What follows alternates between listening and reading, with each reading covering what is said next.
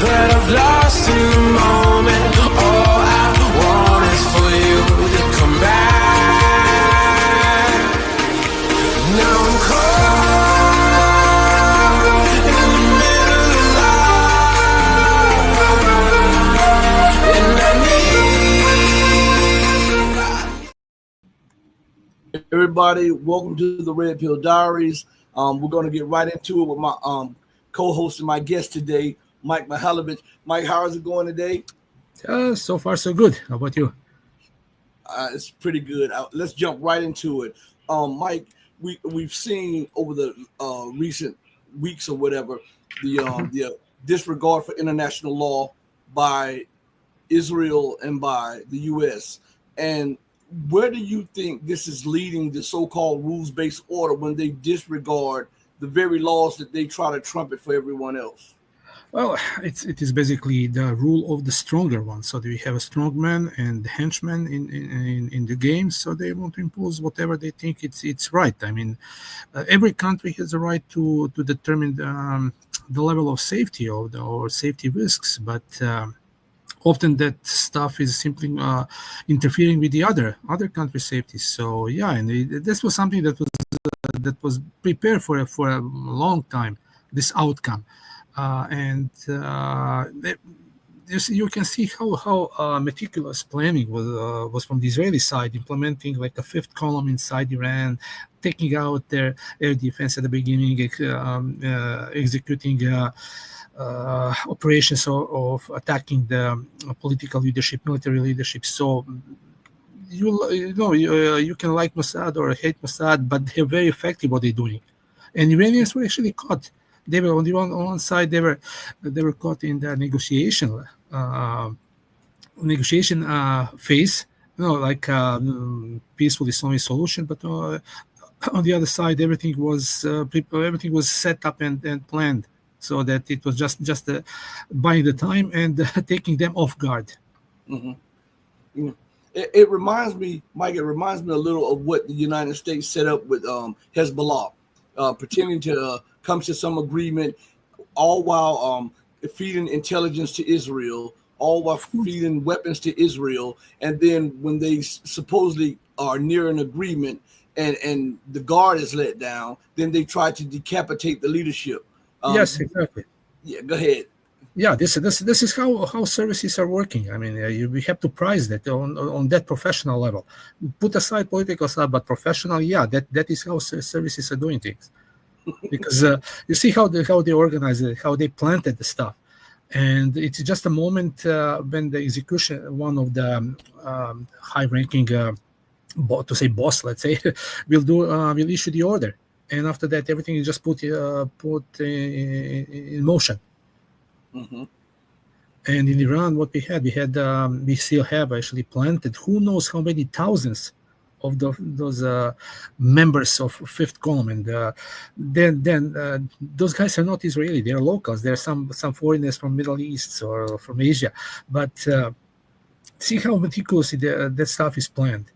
For years, they follow it. They follow up those cells that they have. They don't know for each other, so they were activated. And how they prepare all those drones on sites. I mean, almost in front of the noses of IRGC. I mean, we on the professional level, we really need to prize that kind of organization. Everything else follow, but it didn't develop as it was planned. Because there is always that word if. So nothing actually developed as planned when the operation started. Mm-hmm. And that operation with the drones coming out of the truck, wasn't it reminiscent of the Ukraine situation when they hit Russia the exact same way? Yeah, exactly. Exactly. You have to. There's a general rule. You have to hit where it's most painful. So you have to hit when it's deep in the rear of your opponent. You have to try to decapitate leadership. That Israeli tried. So there is the same script, just the different executioners. But the script is there, and those kind of scripts are not written overnight. Mm-hmm. They were developed for the long period of time. So those services they have departments that are doing that. And they meticulously prepare the staff operations. For instance, Ukrainians, they planned more than a year, as they said. And it was very effective. I can tell you, it was very effective. But they didn't. But once when it started, they actually didn't achieve what they planned. It is painful for Russia. It sting them. It sting them pretty bad. But you saw the response. And now this kind of stuff is very hard to repeat at the same location. It happens somewhere else, in India, Japan, Burkina Faso, who knows? But this kind of operations now, it's very hard to repeat at the same location. I was right before the show started. I just put in these keywords: is threatening to attack a nation illegal? And the AI overview says, generally under international law, the threat or use of force against the territorial integrity or political independence of any state is prohibited. This principle is a cornerstone of the UN Charter established after World War II to promote peace and prevent future conflicts. And I put in something else also, and I'm going to make a point, and I want you to respond to this. On the second one I put in is attacking nuclear plants illegal. And it's in the AI overview says the additional protocol of 1979 to the Geneva Conventions contains in Article 56 a provision stating that nuclear power plants shall not be made the object of attack, even where these objects are military objectives, if such an attack may cause the release of dangerous forces and subsequent severe losses among. So what we just saw is the United States and Israel becoming international pariahs and international bandits, because the United States is always, she says she must ignore international law to force Iran to comply with an agreement that Iran was the participant of and the only one that stood by the JCPOA. So with that said, do you think the world now is looking at America and Israel with and seeing that the hypocritical imperial masks have come off? Yeah, exactly. It's moving to that direction because the rules, international rules, exist and they're abiding for everyone, or maybe for some not. We saw who is not obliged to follow them. It's basically rule of the stronger one. You have it's like you have a bully.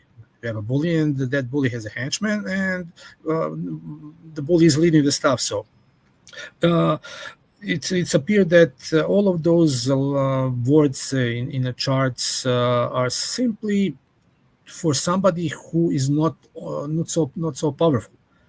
I mean, there is a lot of legal stuff that can lawyers play, but basically everybody can try to pull something that works on their own favor.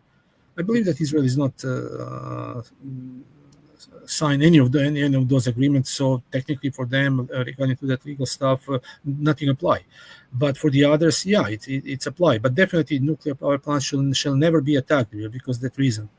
They can always claim, that plant was not active. For instance, there was no uranium in the reactor, so that's the reason why they bombed. And Israel is doing that since 1981. I believe, and they bombed the Osirak in Iraq. They destroyed the reactor without a charge in, so it was technically not active one. And they said that because they want to stop Iraqi program. Now they're doing that to Iran. Who is the next? Pakistan? Who knows? But nobody's following the rules anymore. That's the bottom line. But isn't it kind of strange that no international journalists have questioned the United States and Israel on this fact here publicly, bringing charges against them by violating the very laws that they claim to champion, which the threatening, not only the threatening, but the illegal attack. It's an illegal threat, illegal attack, and then illegal bombing of Iran and its nuclear power plants. These are crimes against humanity. These are war crimes. Yet no one, when you hear them throw questions to the Pentagon or to the White House press briefing, nobody brings up those facts. Well, we know who's working for who. It's simple. So that's the point. That's the point. I read that only Seymour Hersh he wrote something about that, but you'll never see in the States or the UK or somewhere else that journalists point that question. But who are the journalists? Who are they to challenge the superpower? It's just everything is just smoke and mirror. And I think that there is something behind all of this stuff which we don't know, which was agreed, something behind the closed door, not one but several closed doors, that something is there is some agreement behind. So everybody claimed victory. Okay, so be it. Yeah, I'm often saying it's like a wolves were fed and all cattle accounted for. Nobody talking about the shepherd, but shepherd probably went somewhere for beer. that's the basic reality in just one sentence. So everybody claim victory, everybody claim success. Yeah, so be it, and everybody will continue doing their stuff as planned.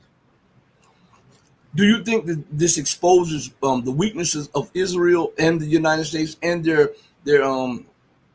charades that they've been putting over on the people for the longest? You think about this: the United States, with these long-term plans, they never lived past the first action. They want to decapitate Hezbollah, but it didn't go as planned. They wanted to decapitate Iran, and Iran not only got his footing after the first 10 or 12 hours, but it was Israel's begging the United States to bring a ceasefire. So it shows the ineptitude of the leadership of the United States and Israel, and it also shows the weakness of American imperialism and Israeli Zionism. Yeah, well, Israelis definitely they didn't expect this kind of response. So you see how they reacted. I mean, they were exposed, and even in their TV, the journalists talking about that many military strategic targets were hit, but IDF is never going to confirm that. So they were surprised. And that's the reason why they tried to pull the U.S. And that's the reason why President Trump wanted to intervene. This is basically saving the face. So depends which side people support. Somebody will say, "Oh, this saving the face to Iran." Somebody says saving the face to Israel. But involvement in U.S. now, even two parties clashing who achieved what. So one side said that everything was obliterated, finished, done, is over. The other side talking about no, it's just setback for a few months. So where is the truth? The truth is hidden. As I said, smokes and mirrors, while the business is going as usual behind the scene. And they didn't think about the unintended consequences of these actions. All they could think about is the time is now to attack. And think about the unintended consequences of their actions. They have exposed their true plans. They've exposed the hypocrisy to the entire world. The mask has come off, and at the same time, they have undermined the non-proliferation treaty and the nuclear treaty. These are great bombs laid at the base of the so-called post-World War II order. How can they think that they can maintain their world order with almost every instrument or every rule being destroyed or undermined? Okay, very complex question, and it will take a lot of time to analyze that. But I would point, see who is who's benefiting from all of that, who is making money, to say. So those who are making money, they're the ones who pull the triggers. Who push this actually to push the one who pull the triggers. So there is a money to be made, and who is making money? A military-industrial complex. So perpetual war is always an interest, because nobody's trying in certain circles. They don't want peace, because peace doesn't mean profit. If you have non-stop war somewhere, somebody's going to make money, and those who are making money, they're the one who pull the strings, and they pull with those strings. They will put the people. They will guide the people who will pull the trigger. So just look who benefits from all of this, and you will see who is behind. So Mhm. there's in all the whole order, the laws, regulations. They're written on that way that it can be interpreted either one or another way, whichever side prefer to do that. It once again, as I say, it exposes the hypocrisy of the Western world, which Yeah, undermines its international standing. And I think with this war here, America used up what little capital, geopolitical capital, that Trump gained when he came into office, because the people saw that he was in the pocket of the Zionists, and that he uh, was not the person to bring America out of wars, but he just expanded wars and started a new war. exactly. That is related to the stuff that I said. It's not the permanent peace, but permanent state of any kind of, but not very very hot wars, because that is the business. That is simply the so, business. Because yeah, so with that and being exposed like that, we see that during the ceasefire, even before the ceasefire went into action, U.S. Mhm. planes were being loaded and shipped and full of weapons and being shipped to Israel. Do you Yeah. think? Because I say this often, that when the only time that America or her allies sue for peace is when they're losing or when they're about to lose, and then they Yeah. talk about ceasefires and all of this stuff so that they can rest, rearm, and recalibrate their program. Exactly. Yeah, the winner is not suing for peace. Look what happening in Ukraine. Russia said what their goals are. President Trump tried to put, here is the deal, whatever. But it is not a business. Businesses is hitting that is business. The art of deal. Russia has their goals. It's a national interest, and they're going to achieve that, no matter whatever West is doing. So the West need time. They need 3 to 4 years to rearm, to be ready, and their proxy is now simply destroyed in Ukraine. You see how I mean, you will not find that kind of news in the mainstream media, but it's obviously that they're losing there. And now when situation is getting worse for them in Ukraine, they need to start other war summer. And now they have like shaky truce with Iran and all of that stuff regarding to the nuclear reactors and uranium, International Atomic Commission, and Grossi trying to get to Iran, but not. And then the reason for that is simply they need to see physically what happened there.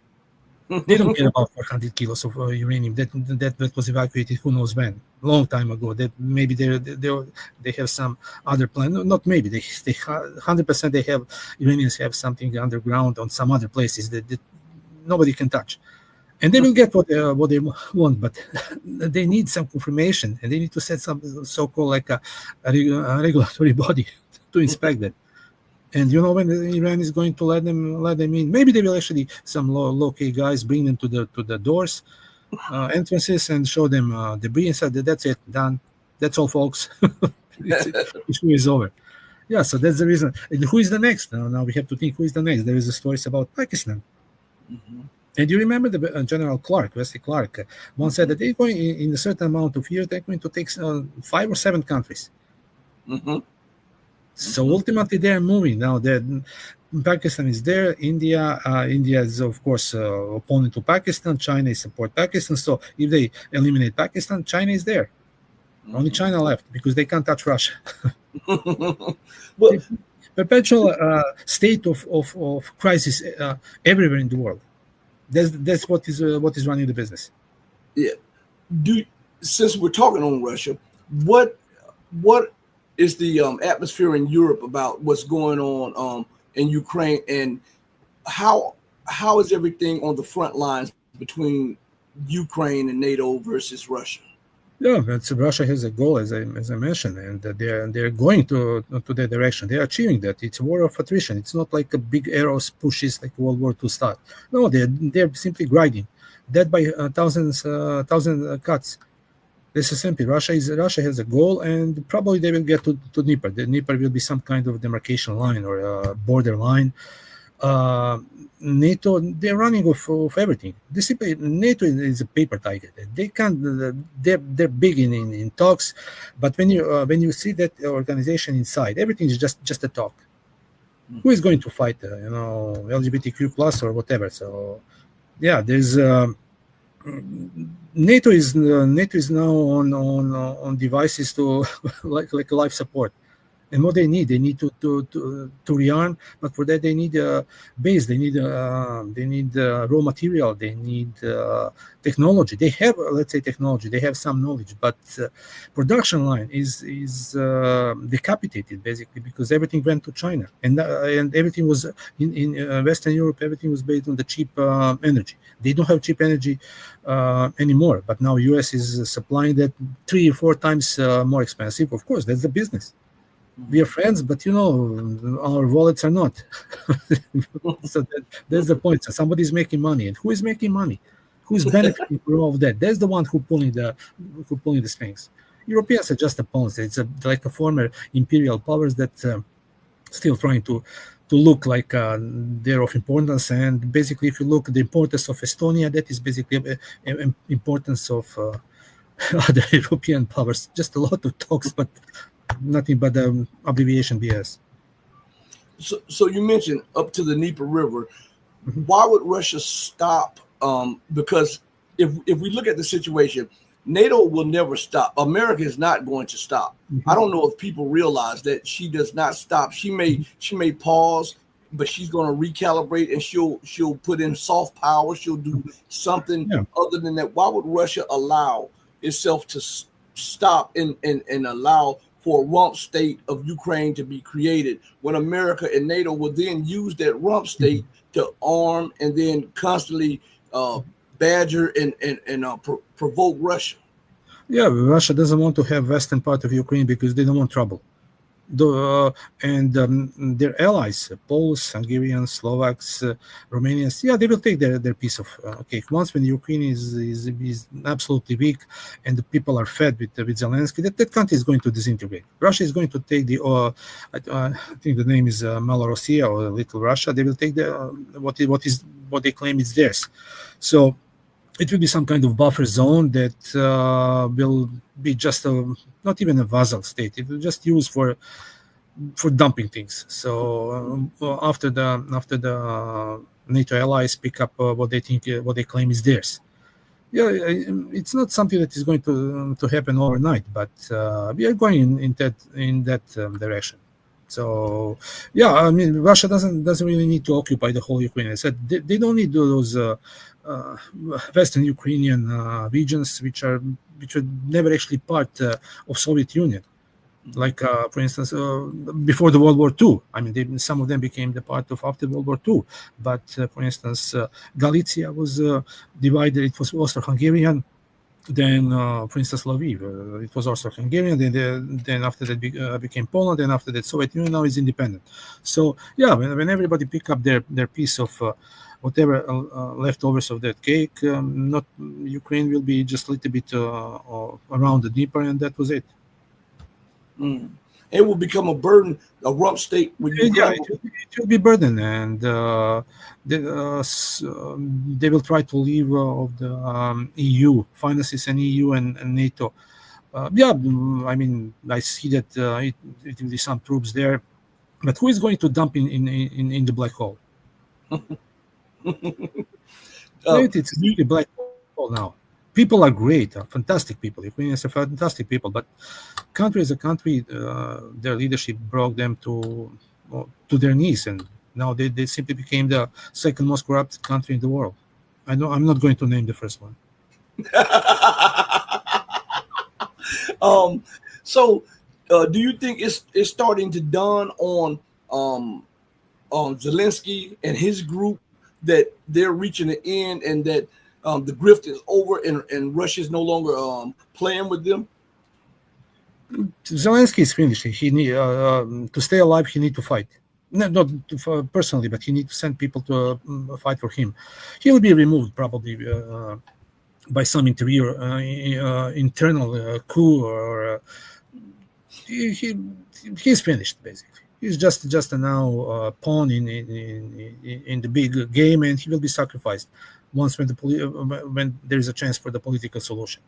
Somebody else, maybe Saluzhny, maybe the other guy, Yermak, or the other guy who is the speaker of the parliament. Yeah.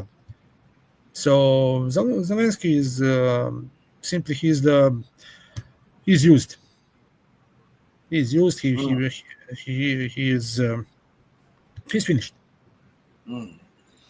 And his support at home is steadily eroding. Think about what they say, that they've lost 1 million troops or something like that. Maybe even more, because they will not tell about that now. But they're if you want to see what the Ukrainian casualties really are, just look at the Russian reports, because they know exactly what's going on there.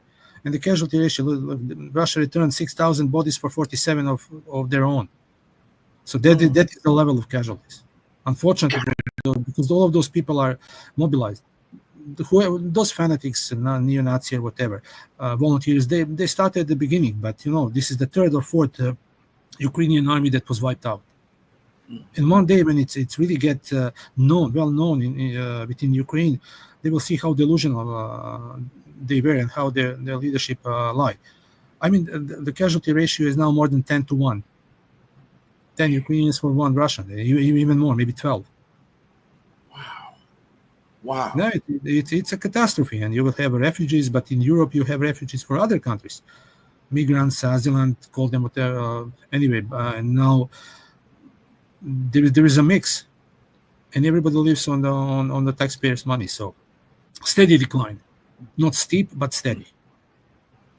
Not very steep. It is steep but steady. But we'll see. I mean, it's interesting time. Everyone, listen. Who is benefiting from this? Who is benefiting from that? There's not too many, but those who pull the strings. I always say that too. Who benefits, motive, opportunity, and who benefits the most. Everybody listen.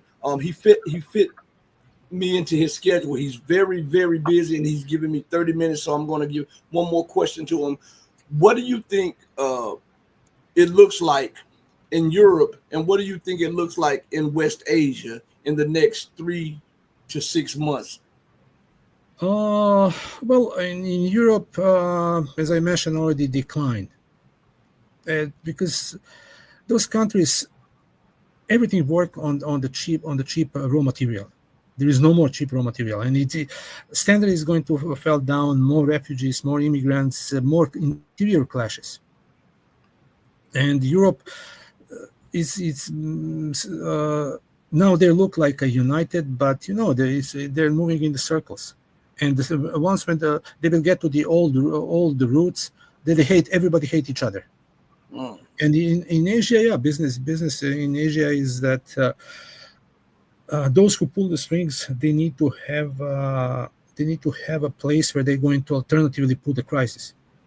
So it will be. The business is going to continue. Iranians are going to do their stuff. What I want to point: Iranians are not talking the truth all the time. Israelis not talking to the time. So it's basically smoke and mirror. A lot of lies from every side, and it's hard to see what who is doing who is really right. But you have what is going to happen on Middle East. They're trying now to put a peace between all of them, and Israel is going to continue their own stuff, and they're very good in for instance, showing the differences between Arab countries. And remember, Netanyahu said once, 1948, when Israel was formed, all Arab world was united. Now, Arab world is divided. Because on one side you have like a bakshish economy, guys who deal with those who pull the strings. So follow the money, and you will see. Yeah, that will be like one sentence to finish that. Follow the money, and you will see who is pulling the strings. Mike, once again, thank you for fitting me in your schedule. I know you're busy. You did it for me because you've been on the show multiple times, and I really, really appreciate it. Yeah, my pleasure. Hey, be blessed and be safe. Yeah, you too. Cheers. Bye. All right, peace. Everybody listen. And I saw what Pedro said. Nobody picked up what Pedro says. Pedro says that the Colombians are going to lose one of their best customers. He's talking about Zelensky and the cocaine or whatever like that. So I Guys. that up. See you. Bye-bye. So everybody listen. You guys have a blessed weekend. Be safe out there. Always remember to do right by others, not because there's some material gain, but do right by others because it's the right and humane thing to do, and the godly thing to do. Because even when no one else is watching, God Almighty is watching. And as my mom always says, God sits high, but he looks low. Know that I love each and every one of you who loves truth, freedom, justice, and equality. But know that the love that I have for you will always pale in comparison to the love that God has for you.